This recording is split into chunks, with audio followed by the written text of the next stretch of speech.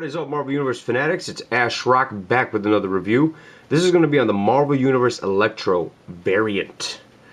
This came out in a revision series roughly about 3 months ago. And that's one thing that's really cool about revision series is they tend to give you figures that are re-released for the newer collectors who couldn't get the Electro or don't feel like paying $30-something online for them. They can get this one here, the variant. Also, it's good for us completists and hardcore collectors because we get our variants as well. Same thing happened with Daredevil, the Warpath, the Miss Marvel variant, I believe the Vision variant, the same thing. And hopefully down here in the next couple months we will finally get the Luke Cage with the white Dago, the white wife beater, and the blonde Black Widow.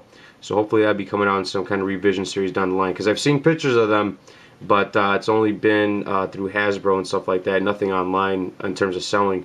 So we'll see.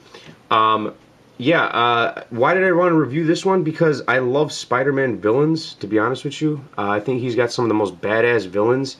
And unless you go with the Spider-Man line, you don't get many. We'll get to all that at the end. But I don't have the box art on me. This is what the box art looks like.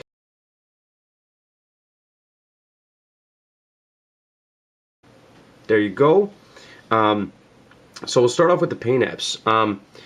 He is a solid, obviously a solid green throughout. That is the main theme of things, if you will.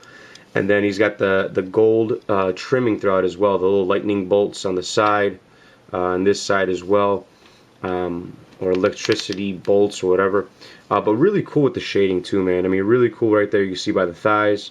Awesome shading. Throughout the muscle ridges as well. Real nice shading. Look at that. That's really cool, man. So awesome with the paint job. I'm gonna compare him. Will you stay on your damn stand, you son of a bitch? There you go. There you go. Stay there. So let's compare him to the other one here. This is the original one that's come out. Damn, he does not want to stay. You mother whore! All right. Maybe that worked. I don't even know what I just said to him, but it obviously worked. So you can tell the differences here. This guy's a lot lighter with the green throughout. Even the yellow is not as metallic. Doesn't pop out as well. But still really cool figure. Another thing, we'll zoom in on the head. So here, happy-go-lucky Electro, as you can see there. And then here he is here. So he's got the white eyes for the finish on this one here. But really cool with the head sculpt. I love that mask, man. That is just such a cool looking mask. Another significant difference is the hands. So let me take off one of these electric bolts here. Well, you can see it with the electric bolts.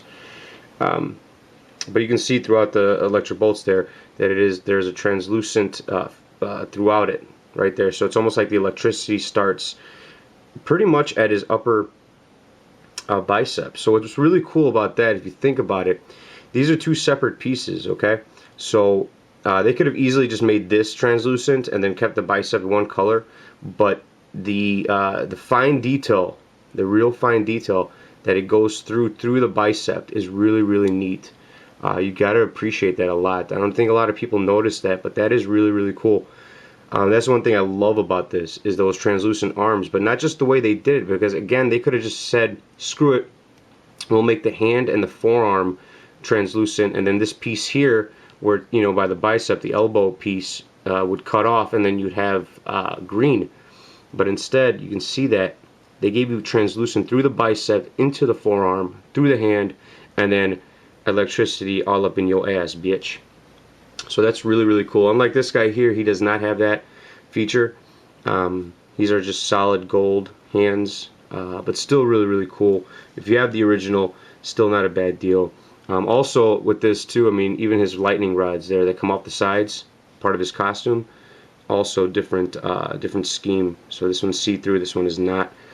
So for paint apps, I gotta give this thing a 4 out of 5. I think they did a really cool job. Very well detailed, very well detailed. I love it, man. So really pops out.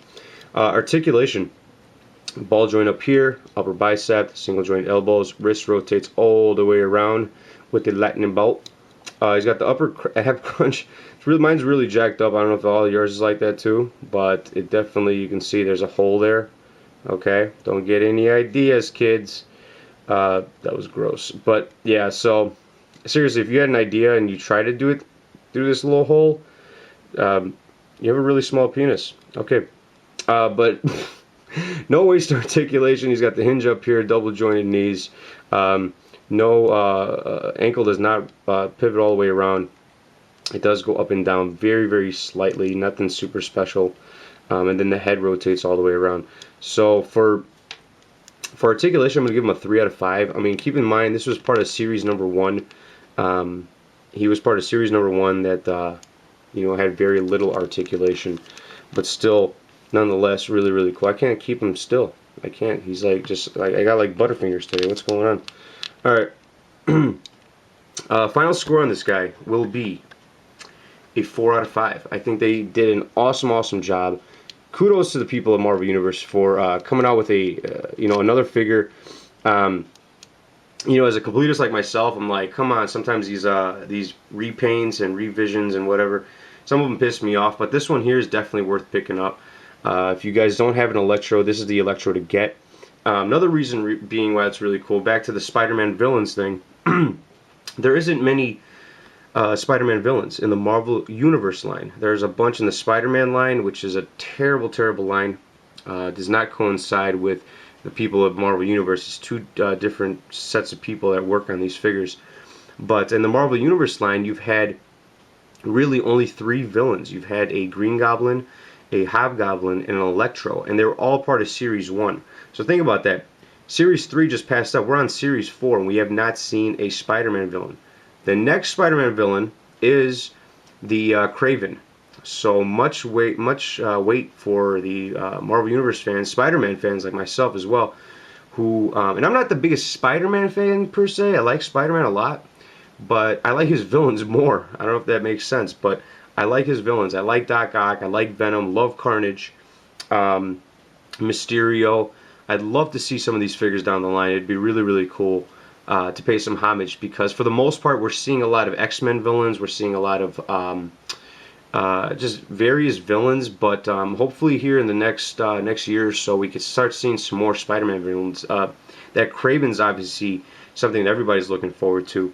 Although using an older mold, what they did was they made up for it in their paint apps. So I'll talk about that more when I get that figure. Hopefully it comes out here in the next, from what I'm hearing, the next wave with Beast, Kraven, Better Ray Bill is supposed to be out by, rumor says, by the beginning of April. So I don't know how true that is.